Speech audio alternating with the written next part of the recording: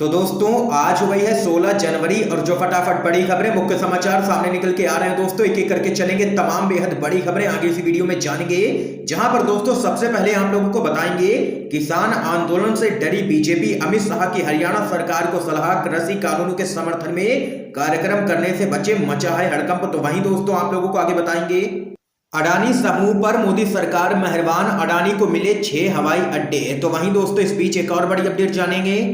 राहुल गांधी का बड़ा आरोप, मोदी सरकार के दबाव में काम कर रही है कोर्ट। इसी प्रकार की तमाम बेहद बड़ी खबरें दोस्तों आगे इसी वीडियो में विस्तार से जानेंगे। लेकिन उससे पहले दोस्तों आप लोगों से एक छोटा सा निवेदन है कि अगर आप लोग भी खुलकर के किसान आंदोलन का समर्थन करते हैं तो अभी इस वीडियो को लाइक कीजिए, चैनल को सब्सक्राइब करके बेल के आइकन को जरूर दबाइए और कमेंट बॉक्स में कमेंट करना बिल्कुल भी मत भूलिए। किसान एकता जिंदाबाद। दरअसल दोस्तों पहली बड़ी अपडेट जान लेते हैं।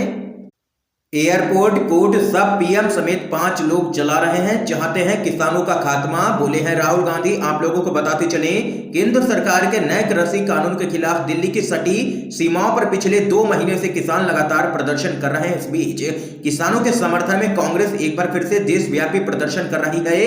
इस दौरान कांग्रेस के कई बड़े नेताओं ने राहुल गांधी और प्रियंका गांधी के साथ दिल्ली में राजभवन घेराव किया, जिसके बाद सभी जंतर मंतर पर पहुंचे।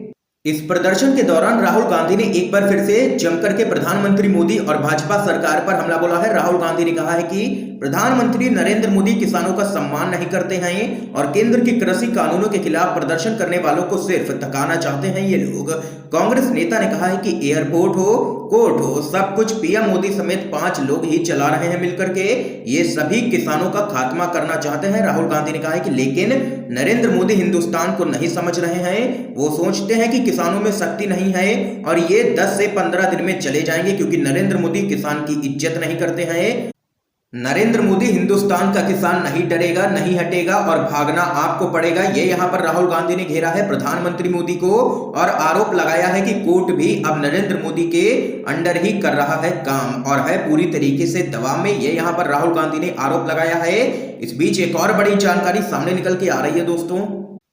वित्त मंत्रालय नीति आयोग की आपत्ति दरकिनार, अडानी को मिले 6 हवाई अड्डे। जी हां दोस्तों, 2019 में हवाई अड्डों के लिए लगी बोली की प्रक्रिया में वित्त मंत्रालय और नीति आयोग की आपत्तियों के बावजूद अडानी समूह को 6 हवाई अड्डे दे दिए गए हैं। द इंडियन एक्सप्रेस ने कुछ अहम दस्तावेज हासिल किए हैं और इनके आधार पर ही यह दावा किया गया है। आप लोगों को बताते चले, इसके अलावा पिछले साल 31 अगस्त को अडानी समूह ने मुंबई हवाई अड्डे के लिए डील की थी।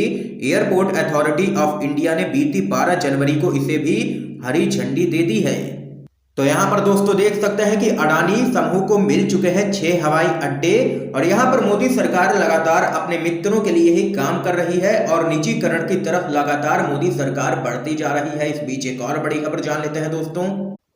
किसान आंदोलन से डरी बीजेपी, अमित शाह की हरियाणा सरकार को सलाह, कृषि कानूनों के समर्थन में कार्यक्रम करने से बचें। आप लोगों को दोस्तों बताते चलें, बीजेपी और राज्यों में उसकी सरकारों की मुश्किलें किसान आंदोलन की वजह से दिन पर दिन बढ़ती ही जा रही है। एक तरफ जहां केंद्र की बीजेपी सरकार तीनों ही कृषि कानूनों को वापस लेने को तैयार नहीं है, तो वहीं दूसरी तरफ उसे किसानों के बढ़ते आंदोलन की वजह से शायद उसे डर भी सताने लगा है। यही वजह है कि गृह मंत्री अमित शाह ने हरियाणा के करनाल में हुई हिंसा के बाद हरियाणा सरकार को सलाह दे दी है कि वह कृषि कानूनों के समर्थन में कार्यक्रम करने से बचें। हरियाणा के शिक्षा मंत्री कंवर पाल गुर्जर ने बताया कि गृह मंत्री ने कहा है कि अगली सूचना तक कार्यक्रम को रोक दिया जाए।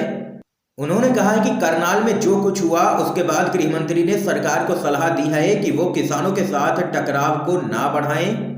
तो वहीं दूसरी तरफ कांग्रेस ने अमित शाह के फैसले पर तंज कसा है। कांग्रेस के नेता रणदीप सुरजेवाला ने ट्वीट कर कहा है कि ऐसे कानून भला किस काम के जिनके चलते सरकार का जनता में जाने से डर लगे।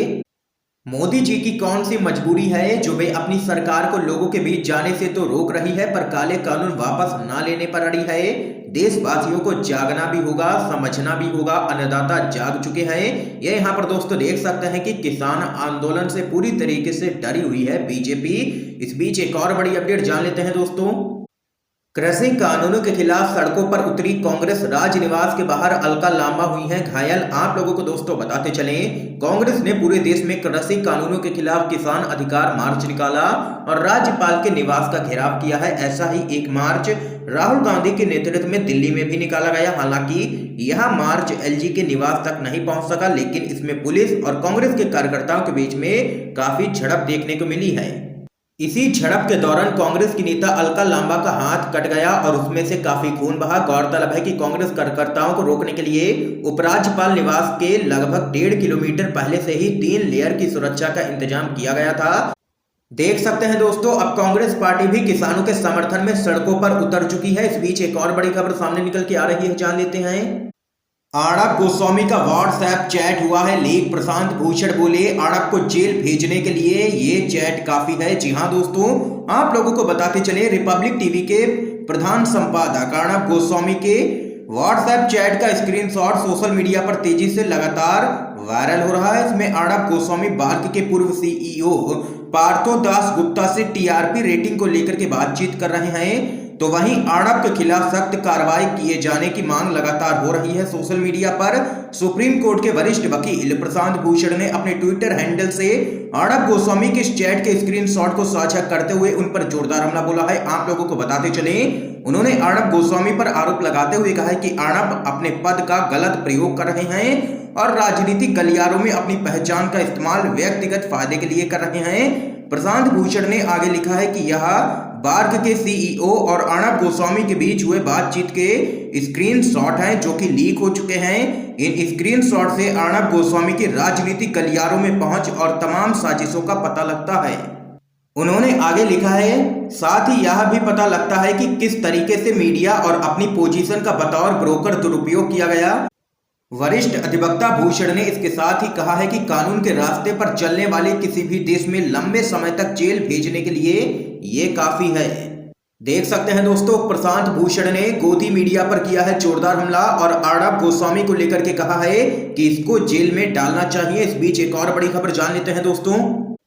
किसानों ने दिया है दो टूक जवाब, कहा सुप्रीम कोर्ट की कमेटी की जगह सीधे सरकार से करेंगे बात। आप लोगों को बताते चलें, मोदी सरकार के नए कृषि कानूनों के खिलाफ किसानों का प्रदर्शन लगातार जारी है। सुप्रीम कोर्ट ने नए कानून पर अगले आदेश तक के लिए रोक लगा दी थी। तो वहीं इस मामले में एक समिति का भी गठन किया था, जिसको लेकर के किसान नेता लगातार नाराज है। उनका कहना है कि वो समिति के सामने बिल्कुल भी पेश नहीं होंगे। तो वहीं सरकार के प्रतिनिधियों ने किसान संगठनों के साथ 9वें दौर की वार्ता की है। हालांकि ये वार्ता भी पूरी तरीके से बेनतीजा रही है। अब 19 जनवरी को 10वें दौर की वार्ता होगी किसान संगठनों और सरकार के बीच में। किसान संगठनों के मुताबिक बैठक में सरकार ने उनसे कई बिंदुओं पर बातचीत की है। इस दौरान ना तो एमएसपी और ना ही नए कानूनों पर कोई नतीजा निकला, जिस वजह से वो 19 तारीख को फिर से बातचीत के लिए आएंगे। मामले में भारतीय किसान यूनियन के प्रवक्ता राकेश टिकैत ने कहा है कि हमारे सिर्फ 2 ही बिंदु है।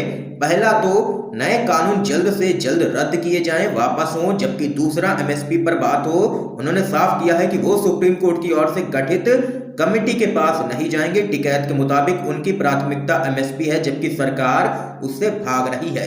ये यहाँ पर राकेश टिकैत ने दो टूक कह दिया है कि सुप्रीम कोर्ट की कमेटी के पास कोई भी नहीं जाएगा किसान, और सीधे अब बातचीत सिर्फ मोदी सरकार से ही होगी, क्योंकि कानून संसद में बने हैं और ये कानून रद्द भी वहीं से होने चाहिए। इस बीच एक और बड़ी खबर सामने निकल के आ रही है दोस्तों, आप लोगों को बताते चलें। विधायक पद से इस्तीफे को लेकर के चाचा भतीजा आए आमने सामने। अभय चौटाला बोले दुष्यंत की जेजेपी का भाजपा में विलय होगा। जी हां दोस्तों, आप लोगों को बताते चले, हरियाणा के उप मुख्यमंत्री दुष्यंत चौटाला और इंडियन नेशनल लोक दल के प्रधान महासचिव अभय चौटाला विधायक पद से इस्तीफे को लेकर के आमने सामने आ चुके हैं। अभय और दुष्यंत रिश्ते में चाचा भतीजा हैं।